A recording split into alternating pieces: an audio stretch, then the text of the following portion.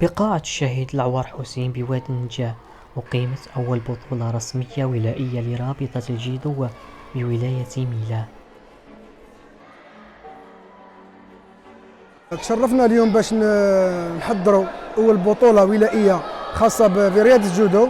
عندنا كاليفيكاسيو كادي وجينيور، وعندنا تورنوا مديرينها مينيم افتتاح. ان شاء الله نتمناو تكون كما نقولوا حنايا شغل دوره ناجحه.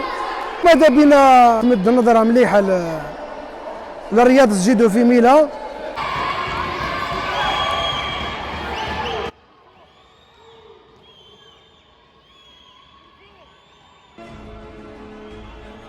هذا النشاط الأول من نوعه في رياضة الجيدو على مستوى الولاية، هو الذي عرف إقامة البطولة الولائية فرد أشبال وأواسط ودورة ميلاد أصاغر، والذي حضرها حكام وطنيين وبمشاركة أكثر من 90 رياضيا. بسم الله الرحمن الرحيم والصلاة والسلام على رسول الله. احنا جينا هنا لميلان بدعوة من رئيس رابطة ميلان السيد جواد السامي، يعني شرفنا بالدعوة هذه. أول منافسة رسمية تنظمها رابطة ميلان بعد حصولها على الاعتماد. ثم عرضنا جبنا احنا الأصاغر، وهو عنده اليوم بطولة تاع الأشبال مؤهلة للدورة الجهوية إن شاء الله 9 ديسمبر في قسنطينة، والبطولة الوطنية في 30 31 ديسمبر. والحمد لله هم تلموا داروا الرابطة تاعهم، وهذه أول منافسة، ونتمنى لهم إن شاء الله تكون منافسة قوية إن شاء الله. وتسمى رابطة ميلان تقدر تكون فتية في ميلان، بصح هي عندها باع كبير لأنها كانت تجي للصيف وتتحصل على نتائج جد مهمة.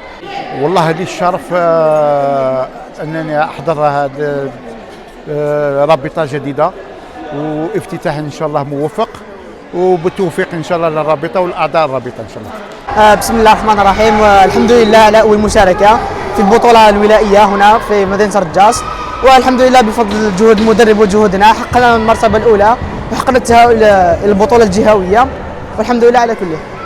وإن شاء الله نقدم مراتب جيدة في البطولات القادمة.